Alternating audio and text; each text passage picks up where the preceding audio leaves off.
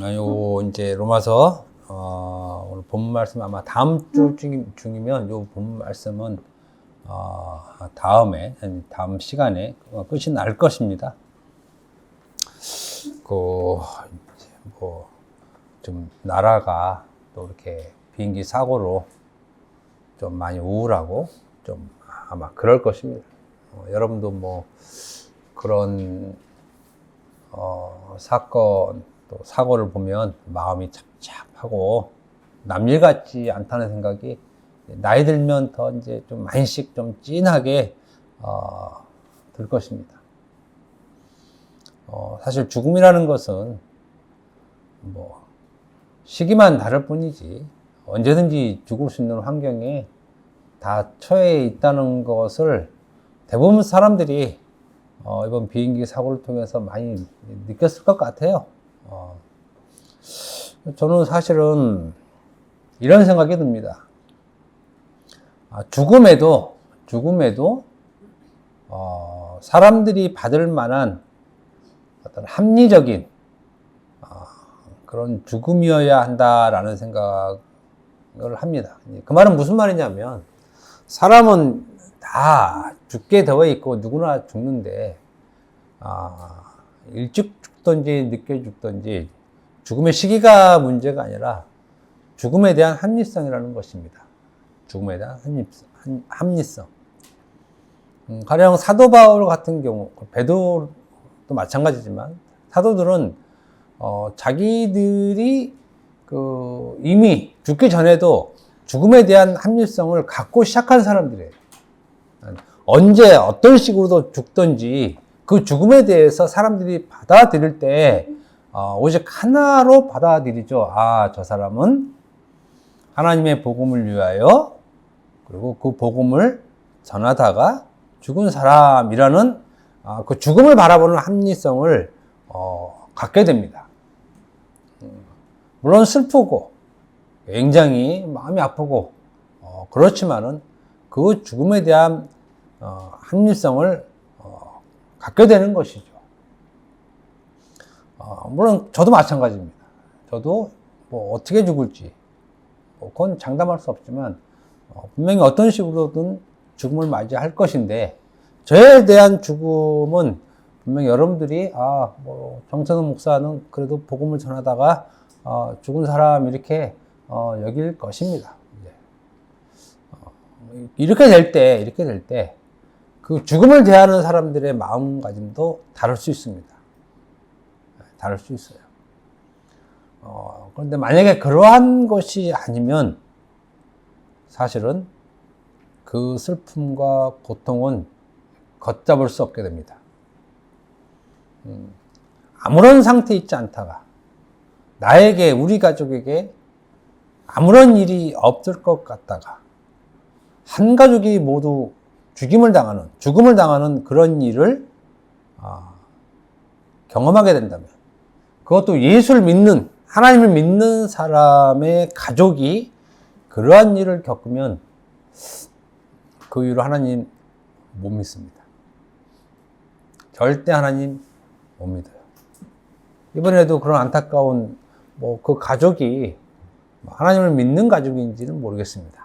그런데 부부, 딸, 아들 이렇게 한 가족이 다 이렇게 죽으셨는데 그걸 바라보는 다른 가족이 볼 때에는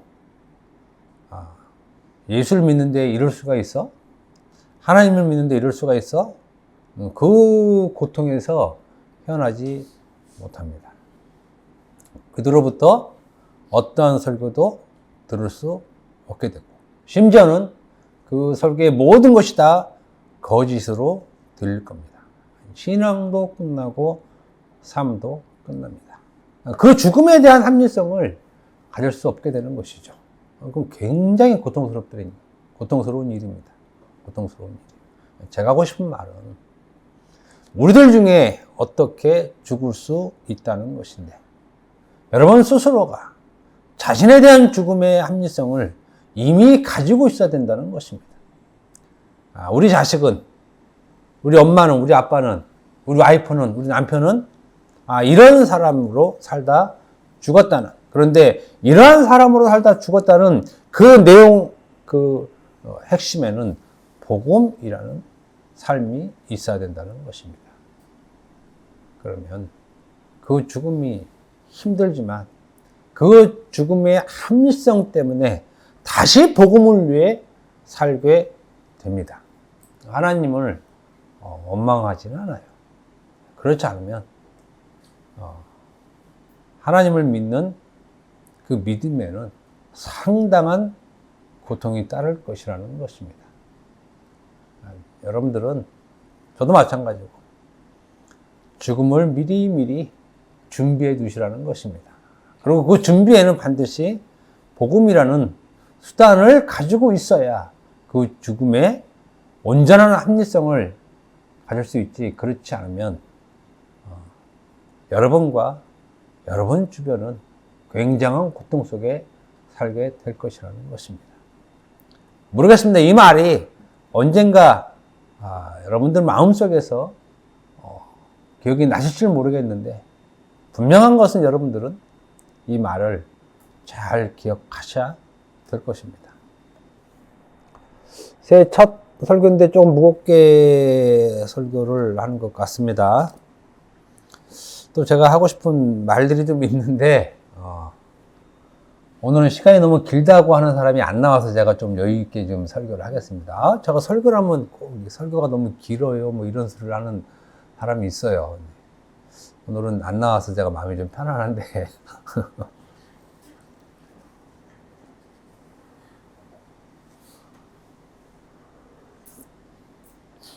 열왕기상 18절에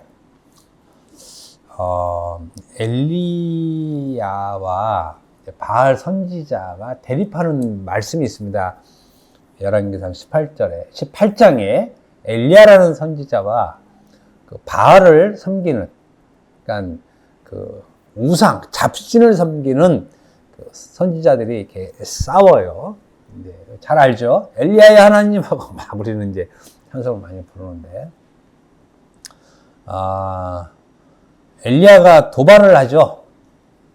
이 바알을 따른 선지자들에게, 야, 너희 신이 있다면, 이 송아지, 이 소에게 불을 내리게 하라.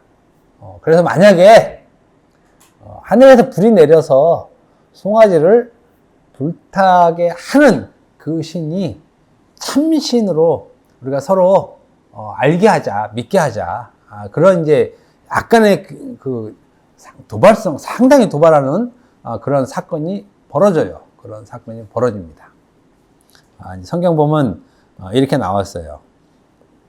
그들이 받은 송아지를 가져다가 잡고 아침부터 낮까지 바알의 이름을 불러 이르되, 바알이여 우리에게 응답하소서 하나 아무 소리도 없고 아무 응답하는 자도 없으므로 그들이 그 쌓은 제단 주위에서 뛰놀더라.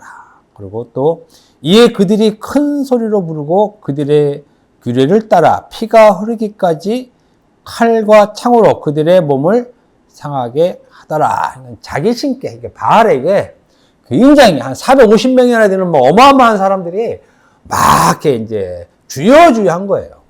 주여. 불을 내려주옵소서. 이거 빨리 불이 와야 되는데 불이 안 오니까 이제 자기들 그 방식대로 막 몸에 피를 내고 막 이렇게 막 굉장히 열심으로 최선을 다해서 목숨을 바쳐가면서까지 응답하라는 이 기도를 자기 신께 합니다. 엘리야는 그냥 여유가 있죠. 여유가 있습니다. 중요한 건 제가 왜 이 말을 하냐면 딱 지금 이 구주에 맞는 사람이 오늘날 기독교인이라는 거예요. 이 구주에 맞는 사람. 그러니까 오늘날 하나님 믿는 사람들이 옛날에 그 옛적에 바알을 믿는 사람들의 행동을 하고 있는 것이라는 것입니다. 완전히 반대가 됐어요. 사실은 완전히. 저는 이렇게 가만히 보겠죠. 오늘날 기독교인들이 이렇게 하나님 응답하소서 하고 막 그냥 막 무릎 꿇고 기도하고 머리를 박고 기도하고 금식하고 기도하고 그러잖아요. 그럼 저는 그런 사람들 가만히 보겠죠. 야, 니네 하나님 뭐하냐? 니네 하나님 뭐하냐? 그죠? 사실은 우리는 그 엘리야 입장이 있잖아요. 엘리야는 느긋합니다. 느긋해요. 조롱하죠. 그렇게 기도하는 사람들. 야, 니네 하나님 어디 나갔냐? 잤냐? 이러고 조롱해요, 지금. 조롱해요. 그럼 기독교인들은 막 더 난리를 치겠죠. 그래도 하나님 응답은 없습니다.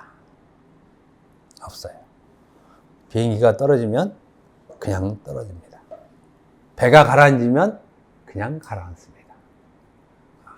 비행기가 떨어져 배가 가라앉는데 하나님하고 찾는 것이 바알 선지자들의 기도라는 것입니다. 희한하죠. 본질적으로 기독교는 그렇게 기도하고 하나님께 응답을 받는 종교가 애초부터 아니었다는 사실입니다. 애초부터 아니에요. 애초부터. 하나님은 잠자코 계신 하나님이 아니라 사람들이 처음부터 그런 하나님으로 착각하고 자기들 스스로 의대로 믿은 것 뿐이지 하나님은 그런 존재가 아니라는 것입니다. 하나님의 자기 존재는 반드시 예수를 통해서 증명하시고 그리고 그 예수는 사도들을 통해서 자기의 주 되심을 알리시는 하나님이시라는 것이에요. 이 구도 안에서 벗어나면 모든 사람들은 바알을 믿는 사람들, 바알에게 기도하는 사람에게 불과하다는 것입니다. 그래서 여러분들은 항상 기독교에 대한 온전한 접근, 제대로 된 실체를 알고 있어야지 복음을 전할 때 확실하고 분명히 얘기할 수 있게 되는 것입니다. 제가 할 일은 바로 그런 온전한 하나님, 온전한 복음을 여러분들에게 전해서 여러분들로 하여금 그 복음을 전하게 하는 것이 저에 대한 사명이기 때문에 이 말씀을 드리는 것입니다. 오늘은 기독교 신앙의 속살에 대해서 말씀을 드리겠습니다. 기독교 신앙은 일반 사람들, 물론 일반 사람들 안에는 기독교인도 포함될 수도 있습니다. 그렇지만 조금 멀리 일반 사람들로 얘기를 하면 기독교 신앙 안에는 그들이 생각할 수도 없고 생각지도 못한 그 속살이 있다는 것입니다. 일반 사람들은 전혀 몰라요. 기독교 신앙은 이런 거야 라는 것을 전혀 모른다는 것입니다. 다만 일반 사람도 기독교 신앙을 이렇다라고 알고 있는 자기들의 착각, 그것은 있습니다. 그것은 무엇이냐면 기독교 신앙에서 그 신은 복과 화, 즉 복은 오게 하고 화는 막아주며 한평생 무탈하게 살게 하고 내세에 천국 가서 그 신과 함께 영생하는 정도로 기독교 신앙을 알고 있습니다. 이것은 굉장히 신앙에 대한 보편성을 갖는 거죠. 이건 기독교뿐만 아니라 모든 종교가 동일합니다. 어떤 종교든지 항상 이 범주 안에 있어요. 복을 주고 화를 막고 내세에 영생을 주고 이것은 종교의 그냥 통일성입니다. 통일성. 그렇기 때문에 이런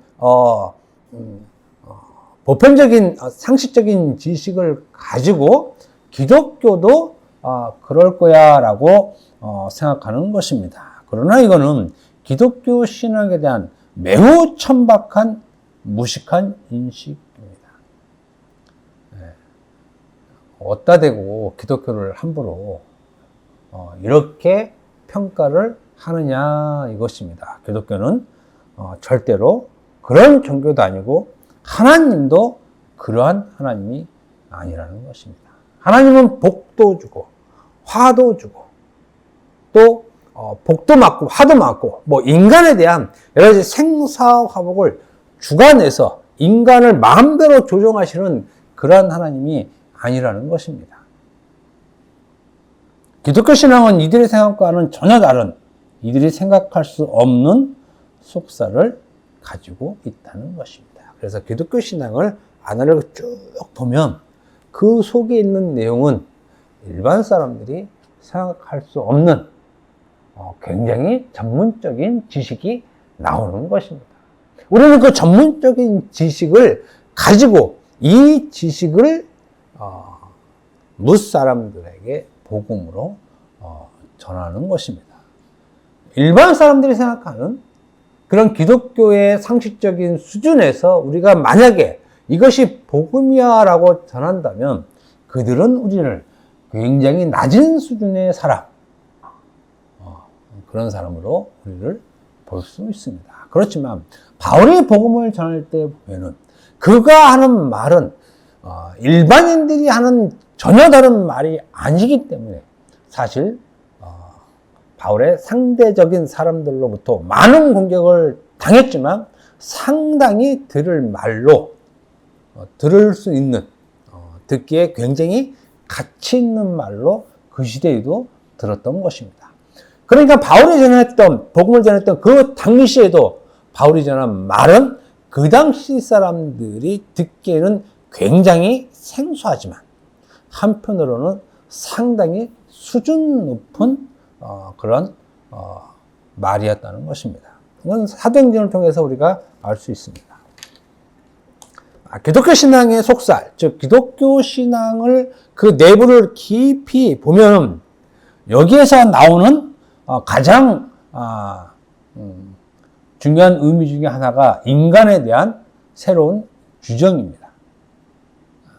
기독교 신앙은 인간에게 복과 화, 이런 것들을 논하는 것이 아니라,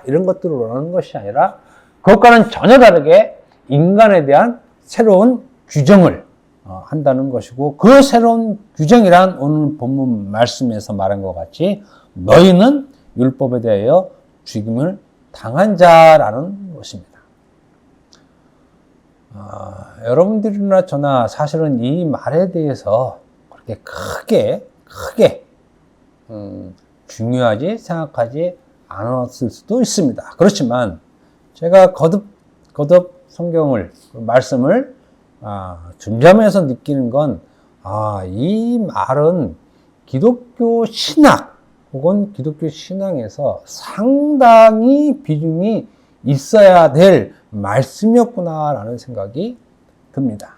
그러니까 절대 이 말을 흘려보냈으면 안 되는 말씀이었는데 우리는 상당 기간 동안 이 말을 간과해 왔던 것입니다. 기독교 신앙에서 일반 사람들이 생각하지 못한 그 속살이란 하나님께서 우리를 일컬어 너희는 율법에 대하여 죽은 자라는 그 율법에 대하여 죽은 자의 개념입니다. 일반 사람들은 자기 자신을 절대로 이렇게 규정을 못하죠. 이렇게 규정받는 자체를 상상하지 못하고 있습니다. 이것을 제외하고 밤낮으로 하나님께 기도하는 것은 복과 화에 대한 것입니다. 구도가 완전히 쫙 갈립니다. 쫙 갈려요. 기독교인은 율법에 대하여 죽은 자로 그 신앙이 시작되는 것입니다. 이것이 기독교 신앙의 가장 근본이 되고 그리고 중요한 속살 중에 속살입니다. 내가 기독교인이야. 내가 하나님을 믿어. 그리고 예수를 믿어. 그러면 이 사람의 시작은 율법에 대하여 죽은 자로 그 신앙이 시작된다는 것입니다. 그런데 율법에 대하여 죽은 자로 시작한다는 이 말은 그리 단순한 말이 아니라 조금은 복잡한 말입니다. 조금이라고 얘기했는데 더 복잡해지려면 복잡할 수도 있는 말입니다. 그것은 이 말은 아담의 선악과 사건과 매우 밀접한 관계가 있다는 것입니다. 그러니까 율법에 대해 죽은 자와 아담의 창조와 아담이 선악과를 먹은 사건과 굉장한 밀접한 관계가 있다는 것입니다. 아담의 선악과 사건으로 가봅시다. 창세기 2장 9절 한번 읽어봅시다. 여러분들은 먼저 율법에 대해 죽은 자라는 이 개념을 염두에 주시고 창세기 2장 9절로 아담의 선악과 사건을 한번 가보자는 것입니다. 한번 읽어봅시다. 다 찾았으면 시작. 여호와 하나님이 그 땅에서 보기 아름답고 먹기에 좋은 나무가 나게 하시니 동산 가운데에는 생명나무와 선악을 알게 하는 나무도 있더라. 선악을 알게 하는 나무 있죠? 요 나무를 정확하게 선악을 알게 하는 나무의 열매입니다. 열매. 이것이 창세기 2장 16절, 17절에 있습니다. 여호와 하나님이 그 사람에게 명하이르되 동산 각종 나무의 열매는 내가 임의로 먹되 선악을 알게 하는 나무의 열매는 먹지 말라. 내가 먹는 날에는 반드시 죽으리라. 이렇게 명령을 합니다. 그런데 아담과 하와가 이 명령을 어기고 선악과를 먹죠. 그 말이 창세기 3장 6절에 있습니다. 3장 6절 읽어봅시다. 나무를 먹습니다. 먹으면 반드시 죽는다 그러는데 먹습니다. 창세기 3장 6절. 시작. 여자가 나무를 본즉 먹음직도 하고 보암직도 하고 지혜롭게 하는 나무는 스럽기도 한 나무인지라. 여자가 그 열매를 따먹고 자기와 함께 있는 남편에게도 주며 그도 먹은지라. 이렇게 선악과를 먹고 인간이 어떻게 됐느냐? 선악과를 먹은 결과를 창세기 3장 22절에 얘기합니다. 선악과를 먹은 결과를 여호와 하나님이 이르시되 보라 이 사람이 선악을 아는 일에 우리 중 하나같이 되었으니 그가 그의 손을 들어 생명나무 열매도 따먹고 영생할까 하노라 하시고, 먹지 말라는 선악과를 먹은 후에 그 결과 인간의 상태는 우리 중 하나같이 됨, 즉 하나님같이 됨, 요 상태입니다. 그래서 선악과를 먹은 그 이후에 모든 인간은 다 선악을 아는 일에 하나님처럼 되면 상태가 됩니다. 선악을 아는 일에, 이 말을 다른 말로 하면 죄와 의를 아는 일에 이렇게 말해도 됩니다. 죄와 의를 아는 일에. 그러니까 그것을 본인이 판단하고 취합을 하죠. 본인이. 우리는 가끔 이제 하나님께서 왜 뻔히 아담이 선악과를 먹을 줄 알면서도 왜 그것을 만들어 놓고 심지어 그것을 제지하지 않고 먹게 했느냐라는 논란에 가끔 놓일 때 있죠. 하나님이 그걸 잘 아실 텐데 아시면 애초에 만들지 마시든지 알았으면 막든지, 그러면 죄라는 것이 들어와서 우리 인간에게 이런 비참한 삶을 살게 않으셨을 텐데 왜 하나님은 다 알면서 이것을 만드시고 허용하셨느냐라고 얘기하면 우리는 그건 하나님의 주권적인 일이야. 그건 하나님의 일이니까 근데 신경 쓰지 마라든지 여러 가지 이제 말로 설득을 하지만 인간은 설득을 안 당하죠. 안 당합니다. 안 당해. 그건 네 생각이고 도저히 이해할 수 없어. 물론 이해하기는 쉬운 일은 아닙니다. 그렇지만 그래도 우리가 성경의 근거를 가지고 논리적으로 얘기는 할 수 있어요. 다만 믿고 안 믿고는 네 자유지만 내가 왜 그런지 얘기해 줄 수 있어 라고 얘기는 해줄 수 있다는 것입니다. 그 얘기를 잠깐 이제 하려고 하는 것입니다. 이 얘기를 하면 가장 기본적으로 갖고 있어야 될 인식은 뭐냐면 율법에 대하여 죽은 자라는 인식을 갖고 이 말을 들어야 된다는 것입니다. 이 말을 들어야 됩니다. 아담이 선악과를 먹은 후 아담의 상태는 우리 중 하나 같은 존재, 즉 하나님 같은 존재입니다. 그런데 이러한 아담이 죽은 존재가 되었다라는 말입니다. 인간은 선악과를 먹음으로 스스로 하나님과 같은 존재가 됐죠. 이 존재로 아담 이후에 모든 사람들이 쭉 이렇게 살아요. 쭉 이렇게 삽니다. 그런데 어느 순간, 그 어느 순간이란 예수께서 오신 이후의 순간을 얘기하는 거죠. 예수께서 오신 이후에 이러한 아담이 죽은 존재가 된 사건이 발생했다는 것입니다. 이 말은 달리 얘기하면 아담의 속성을 가진, 즉 하나님과 같은 이 인간의 상태에서 벗어난 상태가 발생했다는 것이에요. 벗어난 상태. 무슨 말씀인지 아시겠죠? 이 일이 발생한 일이 일어났다는 것입니다. 다시 말하면 율법에 대하여 죽은 자가 나타난 것입니다. 율법에 대하여 죽은 자가. 그러니까 아담에 있는 상태에 있는 사람들이 전혀 다른 상태의 사람으로 만들어진 그 사건이 발생한 것입니다. 그 사건이.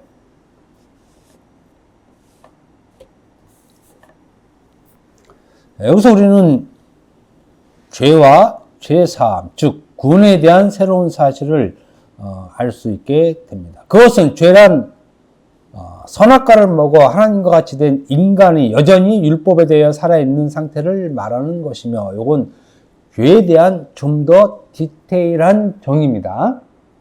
죄란 선악과를 먹어 하나님과 같이 된 인간이 여전히 율법에 대하여 살아있는 상태, 이것이 죄라는 것입니다. 그리고 죄의 사함, 구원이란 그 상태에 있는 인간이 율법에 대하여 죽은 상태를 얘기를 하는 것입니다. 그러니까 율법에 대하여 산 상태라는 말은 아담이 선악과를 먹은 상태를 얘기하는 것이고, 이 상태에서 벗어난 상태가 율법에 대하여 죽은 상태를 말한다는 것입니다. 그래서 죄의 사함과 구원은 율법에 대하여 죽은 상태다, 이렇게 말할 수 있다는 것입니다. 죄와 구원은 율법에 대하여 죽은 상태.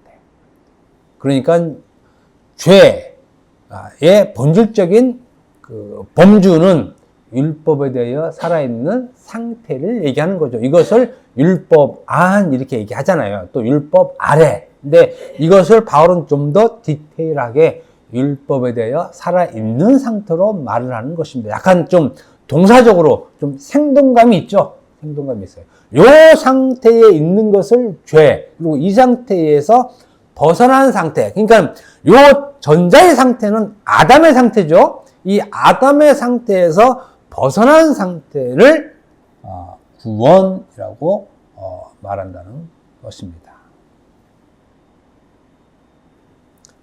율법에 대하여 죽은 자란 선악과를 먹어 스스로 하나님과 같이 된 아담의 상태에서 벗어난 자의 상태입니다.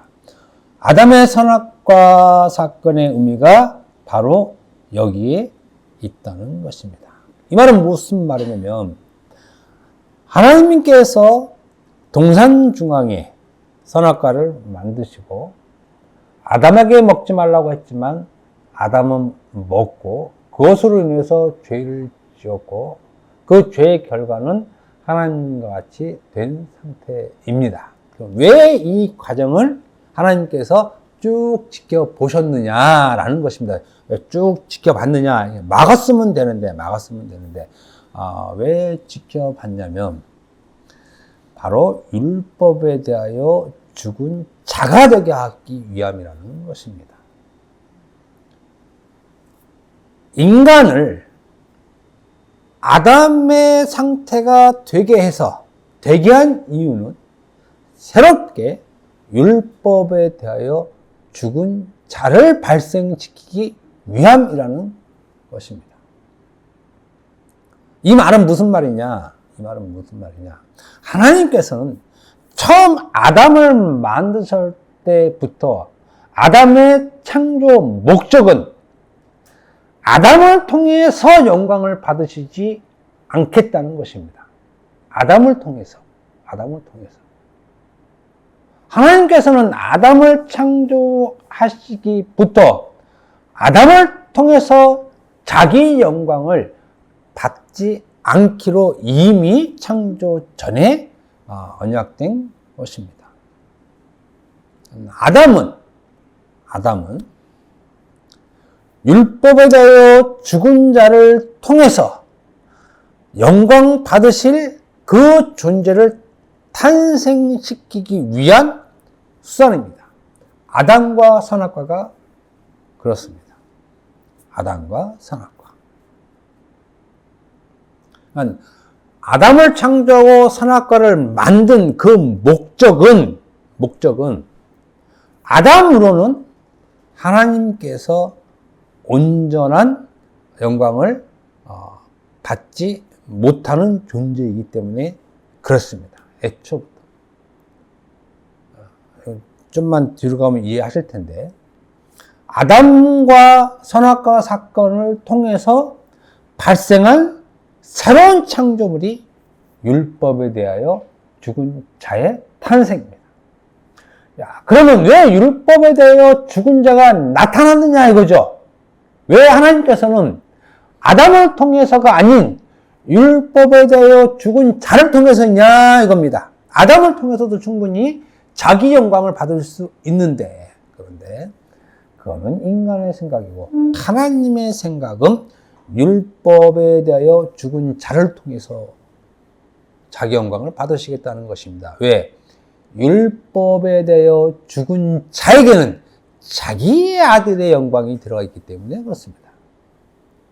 그러니까 하나님은 인간에게 영광을 받으시는 것이 아니라 아담의 무흠, 아무 흠이 없는 첫사람 아담에게 그 자체에서 영광을 받으시는 것이 아니라 하나님이 받으시는 그 영광은 오직 자기 아들을 통해서만 받겠다는 것입니다. 그러니까 하나님과 인간 사이에 나타나는 어떤 행위, 이것으로 영광을 받으시는 것이 아니라 자기 아들을 통해서 받으시겠다는 것입니다. 그래서 아담과 선악과를 만드셨던 것이에요. 과정이에요, 과정. 아담과 선악과는 하나님의 영광의 수단이지, 다른 것은 없다는 것입니다. 아담을 창조하시고 선악과를 만드신 목적은 율법에 대하여 죽은 자를 새롭게 발생하시기 위함인 것입니다. 그러면 하나님께서 왜 율법에 대하여 죽은 자를 발생시키셨는가 하는 것이죠. 그 목적을 오늘 본문에서 얘기하고 있는 것입니다. 그럼 오늘 본문만 다시 한번 봐봅시다. 4절, 5절 한번 읽어봅시다. 4절, 5절 읽어봅시다. 로마서 7장 4절, 5절 한번 읽어봅시다. 시작. 그러므로 내 형제들아 너희도 그리스도의 몸으로 말미암아 율법에 대하여 죽임을 당하였으니 이는 바르니 오늘 죽은 자 가운데서 살아나신 이에게 가서 우리가 하나님을 위하여 열매를 맺게 하려 합니다. 여기서 굉장히 중요한 말이 나옵니다. 하나님을 위하여 열매를 맺게 하려 하기 때문에 라는 것입니다. 그러니까 하나님께서 아담을 창조하고 선악과를 만드셨어요. 그리고 먹지 말라는 그 열매를 아담이 먹고 죄 가운데 빠지고 이 아담은 하나님같이 된 존재가 됐어요. 그런데 이 존재를 통해서 새롭게 나타난 자가 누구냐? 율법에 대하여 죽은 자가 나타난 것입니다. 그럼 이 율법에 대하여 죽은 자는 누구냐? 교회들이죠. 성도죠. 바로 이런 사람들이. 그러면 하나님께서 왜 이 교회들, 성도들을 자기 아들의 피로 만드셨느냐라고 할 때 그것은 열매를 맺게 하기 위해서, 누구를 위해서? 하나님을 위해서라는 것입니다. 하나님을 위해서. 율법에 대하여 죽은 자, 이 사람들을 발생시킨 것은, 새롭게 발생시킨 것은 하나님을 위하여 열매를 맺게 하기 위해서 발생시켰다는 것입니다. 그러니까 굉장히 중요한 의미가 있어요. 모르겠습니다. 이 의미가 여러분과 저가 어떤 갭이 있는지 모르지만 하나님을 위하여라는 말이 있습니다. 하나님을 위하여. 여러분들이 또 시간이 무지하게 많으면 이 말에 대해서 찾아볼 수 있습니다. 창세기부터 계시록까지. 어마어마하게 많죠. 위하여라는 말이. 그런데 대부분 위하여라는 말은 하나님께서 인간을 위하여입니다. 그죠? 하나님께서 인간을 위하여. 그리고 인간이 하나님을 위한다는 말의 비중은 1000분의 1이에요. 인간이 하나님을 위하는 일에 제일 표면적으로 확 드러나는 일 중에 하나가 바로 성전 짓는 거죠. 성소를 짓고, 그 다음에 좋은 재물로 하나님을 드리고, 이 정도예요, 이 정도. 인간이 하나님을 위한 거. 이것도. 그 나머지는 전부 다 하나님이 너희를 위하여. 신이 인간을 위한 일은 어마어마하게 많은데, 반면에 인간이 하나님을 위하는 일은 성경에 기록되어 있지 않습니다. 신약 성경 보면 더 심하죠. 그래서 하나님을 위한다는 이 표현은 상당히 의미 있는 표현이라는 것입니다. 어떻게 인간이 하나님을 위할 수 있어? 왜? 하나님은 아무것도 부족함이 없으시다고 분명히 하시죠. 너희들이 드리는 모든 제사도 필요 없고 너희들이 짓는 성전도 필요 없어. 왜? 나는 천지가 다 내 것이고. 그잖아요. 하나님은 아무것도 부족한 게 없는데 이 말씀에서 인간이 하나님을 위한 일이 이것이라 얘기하셨다는 것입니다. 그러면 여기서부터는 인간이 하나님을 위한 신앙, 인간이 하나님을 믿는 신앙의 방향성이 완전히 바뀌는 것이에요. 전에는 인간이 하나님을 위한다고, 하나님, 내가 하나님을 사랑해요, 내가 하나님을 잘 믿고 따라요 했을 때 그 따르는 방식, 하나님을 위하는 방식이 제사예요. 대표적으로 좋은 것 드리고, 예쁜 것 드리고, 만난 것 드리고, 싱싱한 것 드리고, 그죠? 우리도 그러잖아요. 우리도 심지어는 우리도 추수감사절에 감 갖고 오세요. 그럼 좋은 거 갖고 오지. 떨어진 거 갖고 오겠습니까? 그러니까 인간의 본심? 하여튼, 이런 거기 때문에 그건 숨길 수 없어요. 근데 하나님은 no 하시잖아요. 나를 위한 너희들의 것은 아무것도 없어. 라고 인간이 하나님 자신을 위하여 행한다고 하는 모든 행위들을 거절합니다. 그리고 오히려 그것을 악하다고 얘기해요. 심지어 악하다고 얘기해요. 악하다고. 그래서 제가 여러분들에게 가끔 얘기하죠. 웬만하면 기도하지 말라는 거. 웬만하면 열심 내지 말라는 거, 쓸데없이. 기도하면 할수록 자기 죄가 더 쌓인다.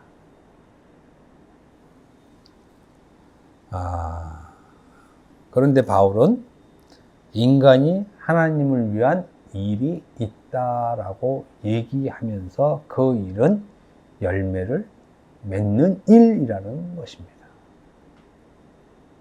인간은 하나님을 위하여 반드시 열매를 맺어야 할 일이 있습니다. 그 일 때문에 아담과 선악과를 만드셨다는 것이에요. 아담 자체로는 이 일을 할 수 없어요. 아담 아담 자체로는 하나님을 위한 열매를 맺을 수 없어요. 왜? 아담 자체에는 그리스도의 피가 없기 때문에 그렇습니다. 그 안에는. 그래서 하나님께서 자기 영광을 받으시기 위해서 그리스도의 피가 묻어있는 그 피로 정결케 된 교회들을 통해서 자기를 위하여 열매 맺을 자들을 만드셨다는 것입니다. 그러면 우리의 신앙은 율법을 지키는, 주의를 지키는, 무엇을 하는 그런 일에 대한 신앙의 방향성이 아닌 열매를 맺는 방향성이 맺는 것이 무엇인가 쪽으로 가야 돼요. 또 이렇게 얘기하면 잘못 갑니다. 우리 기독교인들은 반드시 잘못 가요. 열매를 맺으라고 하니까 성령의 9가지 열매를 또 열매 성령의 9가지 열매 또 이거를 또 어떻게 해보려고 애를 써요. 그거 아닙니다. 그거 아니에요.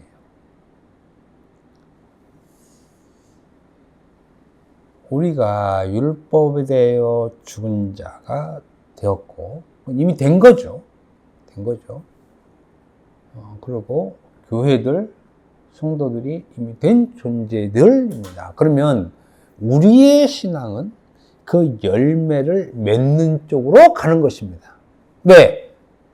그것 때문에 하나님께서 우리를 율법에 대하여 죽은 자가 되게 하셨기 때문에 그렇습니다. 그럼 이것을 좀 더 앞쪽으로 소급시키면 우리를 구원시킨 목적도 거기에 있다는 것이에요. 그죠? 우리를 구원시킨 목적은 너희를 잘 돌봐주고 인도하시고 이것이 아니라 열매를 맺게 하기 위한 것이라는 것입니다. 그러면 우리의 관심은 열매를 맺게 하기 위한 것에 가 있어야 됩니다. 왜? 이것이 우리의 신앙 생활이 되기 때문에 그렇습니다. 이것이 우리의 신앙이에요. 이거를 제끼고 다른 쪽으로 가면 그거는 하나님을 위한 일이 아니에요. 그렇잖아요. 크리스마스 날 이웃을 봉사해. 그거 기독교 아니라니까요. 그건 아무나 할 수 있는 일이에요. 불교에서도 할 수 있고 도교에서도 할 수 있고 그죠? 이슬람에서 아무나 할 수 있는 일이에요. 그걸 보고 기독교인이라고 말하면 그거는 기독교를 믿지 않는 거예요. 기독교 신앙을 모르는 거죠. 기독교 신앙의 속사를 모르는 것입니다. 기독교인은 율법에 대하여 죽은 자가 되게 하신 하나님의 뜻이 있다는 것입니다. 그 뜻은 열매를 맺게 하기 위한 것입니다. 그러면 이제 손 들고 그럼 열매를 맺는 것이 무엇입니까? 이렇게 질문을 하겠죠? 그러면 그거는 다음 시간에 또 얘기를 해야지 시간이 딱 맞을 것 같습니다. 기도합시다.